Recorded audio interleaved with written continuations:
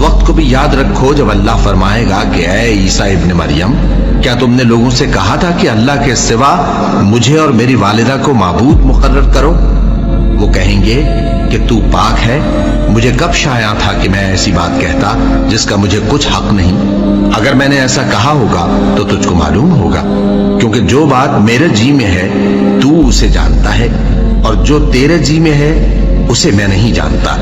बेशक तू अल्लामुल गुयूब है। मैंने इनसे कुछ नहीं कहा बजुज़ उसके जिसका तूने मुझे हुक्म दिया, वो ये कि तुम अल्लाह की इबादत करो जो मेरा और तुम्हारा सबका परवरदिगार है, और जब तक मैं उनमें रहा उनके हालात की खबर रखता रहा। फिर जब तूने मुझे दुनिया से उठा लिया तो तू ही उनका निगरां था, और तू हर चीज से खबरदार है। अगर तू उनको अजाब दे तो ये तेरे बंदे हैं, और अगर इन्हें बख्श दे तो तेरी मेहरबानी, इसलिए कि तू ही गालिब है, हिकमत वाला है। अल्लाह फरमाएगा कि आज वो दिन है कि सच्चों को उनकी सच्चाई ही फायदा देगी। उनके लिए बाग हैं जिनके नीचे नहरें बह रही हैं, हमेशा हमेशा वो उनमें बसते रहेंगे। अल्लाह उनसे खुश है और वो अल्लाह से खुश हैं। यही बड़ी कामयाबी है।